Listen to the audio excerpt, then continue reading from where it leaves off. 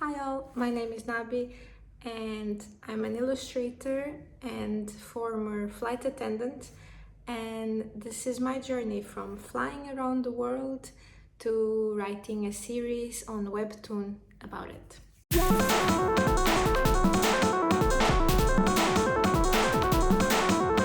You know, when you're a kid and adults ask you, what do you want to do when you grow up? And for a long time, I used to say, I want to be an artist. So I always started as I wanted to be an artist. I didn't know what kind of art I wanted to create, but I wanted to be an artist. As I grew older and realized how small my hometown was and how big the world was, I started to say, I want to see the world. At the time, I didn't had in my mind specifically to be a flight attendant.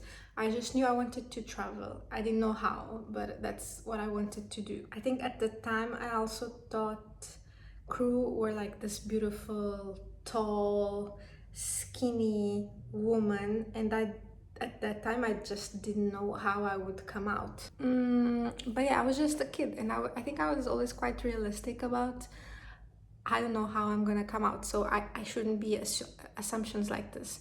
And to be honest, as I grew older and I became a flight attendant, at least on the airline that I was working for, which was Emirates, crew, they don't really have that stereotypical. There was many tall girls, there were many short girls. As long as you reach a certain height, you're good to go. So also different body shapes, different skin tones, different hairstyles, different, hair texture. So you just had all kinds of people, which is great. And I think at that time I didn't know. I was very young, so it was a different time, and you're just not so much aware of the world. And as I grew older and the world we live in now, we know that there's space for everyone, and good that it is. But this, my airline, Emirates, it was always open to all kinds of people, all kinds of races, all kinds of nationalities. I met people from all over the world, so it was definitely like a small town mentality of like how it's supposed to look like. Back then I just never considered becoming a flight attendant because I was just too young as well. So it was only when I was finishing university that a friend of mine started talking about wanted to apply for cabin crew, that I started thinking, maybe I could also try. So I started considering it. I was 22 at the time, and I was a bit lost about what I wanted to do next career-wise. I just didn't know. And I still had that in me of like, I want to see more places, I want to go around and travel, all of that. So I thought, got no money, maybe it's a good option to travel the world. It's not for free, obviously, you do need to work, of course. But it's a good way to like get your foot in and travel around the world a bit. So I was still on my last year of university and I went for the open day. And I think it's also interesting to mention here that I was in university, but I was not in university for anything art related. I was studying something completely different because I was studying something that would secure me a job. I don't know if it's still like this, but back in the 2010s, which was when I finished high school and everything, there was a big crisis in Portugal, where I'm from, and there was a lot of that thing of like, certain courses won't get you a job, certain courses will probably get you a job. And I feel like art, anything art related, was definitely falling on the it won't get you a job. My mentality has changed a lot since then. I think if you're good at something, if you're passionate about something, you will definitely find a job. But back then, I was very much what my parents would tell me I would do. So I did a bit of ups and downs during university.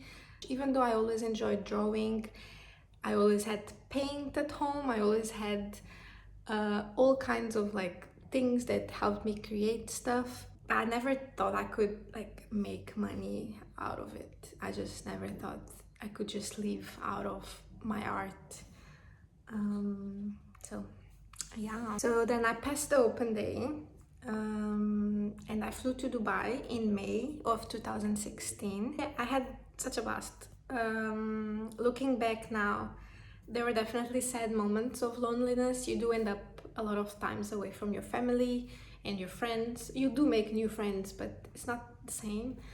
You miss on birthdays, you miss on Christmas sometimes. But I do also have a lot of good memories and funny stories that I always thought I wanted to share.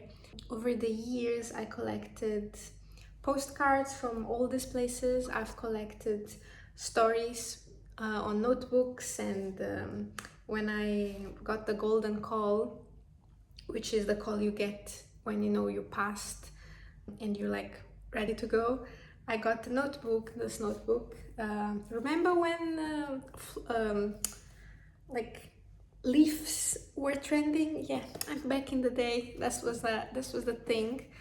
And I collected all these stories, all these memories, all these pictures, and it's just like funny to look back. I was always doodling a little bit here and there, and I created some stuff through the years, but it was never like the priority. I think it's definitely something that now I want to bring alive and I feel ready to share. Back then I was just way too invested in what I was doing, and I was just honestly so tired.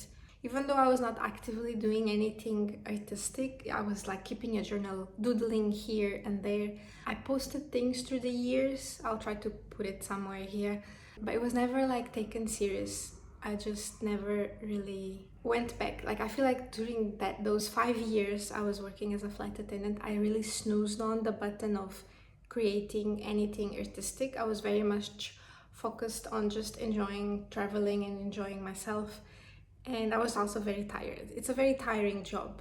I was sleeping a lot. When you have flights as a flight attendant, at least my experience in my airline, you'd stay most of the time just 24 hours in each city, so it's not a lot. And I at that time I was more interested in sacrificing sleep time rather than outside time. So I was like, if I have to get in the hotel, just shower, change, go out, no matter how tired I am, I'll go out.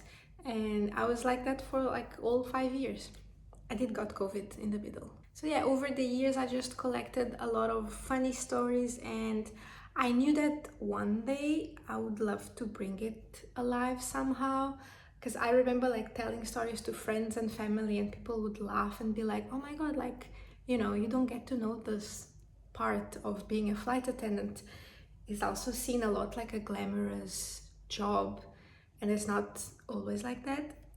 And I wanted to like share a bit of that side in a funny way. So yeah, so that's what I wanted to do with my webtoon.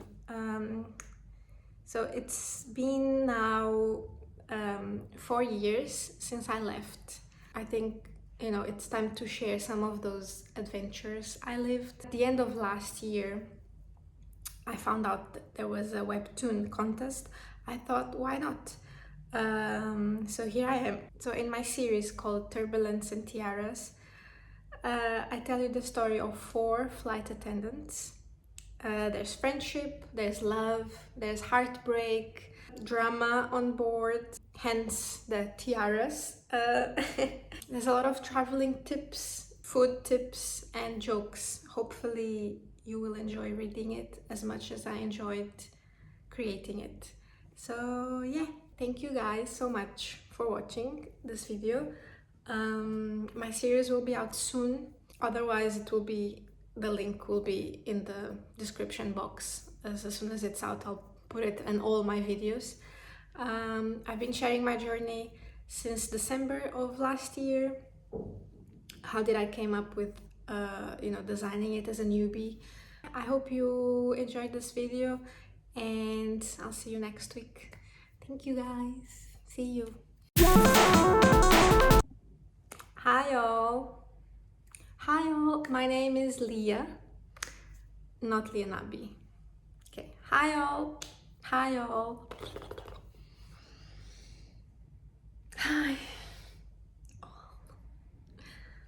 Hi everyone.